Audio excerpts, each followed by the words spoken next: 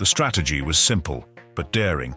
Send in a stealth team to sabotage the supply lines from within, while the main force drew the worms' attention elsewhere.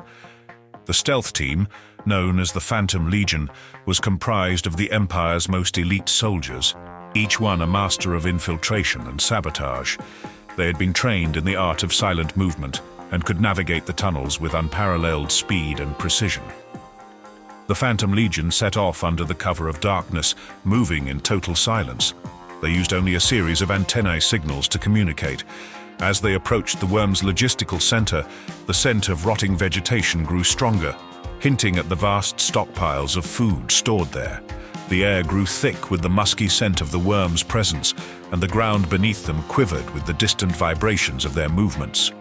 The ants' hearts pounded in their chests, but they pushed on, driven by the memory of Anthoria and the determination to strike back at their subterranean foes.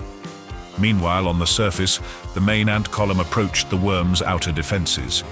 The sound of their march grew louder, a crescendo of chitinous armor and the sharp clack of mandibles. The worms, drawn by the noise, sounded the alarms and quickly rushed to their defenses.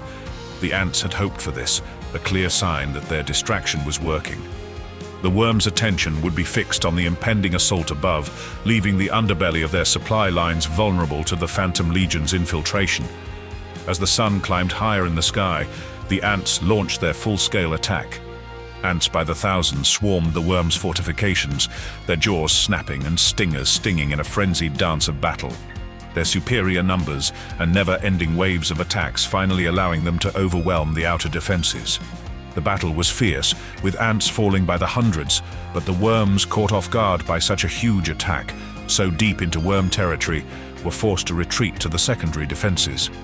Meanwhile, the Phantom Legion moved like ghosts through the shadowy tunnels. They had reached the logistical center's outermost defenses and had already dispatched several patrolling worm guards. Their queen, the Empress Ant, had bestowed upon them an extremely rare and potent venom that could paralyze a worm with a single bite.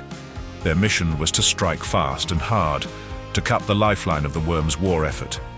The worms had underestimated the ants' ability to fight in such confined spaces, but the Phantom Legion had been bred and trained for just this kind of warfare.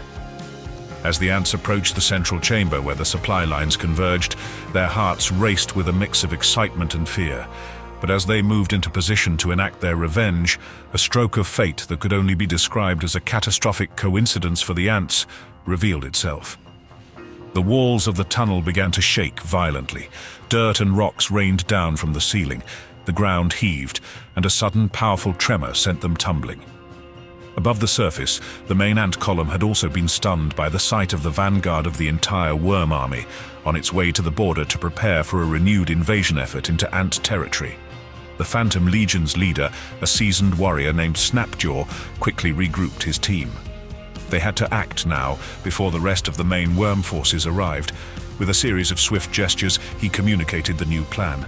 They would need to complete the mission, no matter the cost. Their mission had shifted from sabotage to one of ultimate sacrifice. The Fire Ants, a subset of the Phantom Legion that had been equipped with specialized satchels filled with explosive chemicals, took their positions around the central chamber's support beams.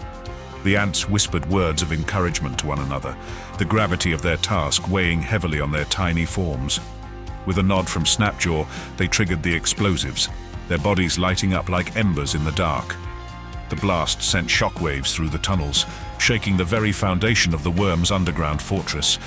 The sound of the explosion reverberated through the worm's vast network of tunnels, a thunderous roar that seemed to shake the very core of their world. The main ant column withdrew in a fighting retreat. The stunned worms, many of whom had been seriously injured, did not pursue.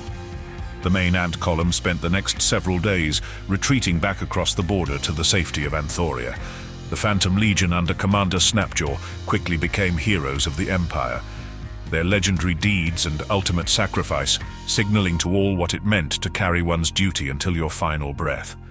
And thus the ants had struck back, delivering a stinging blow to the worms and sending a clear message. This war was only just beginning,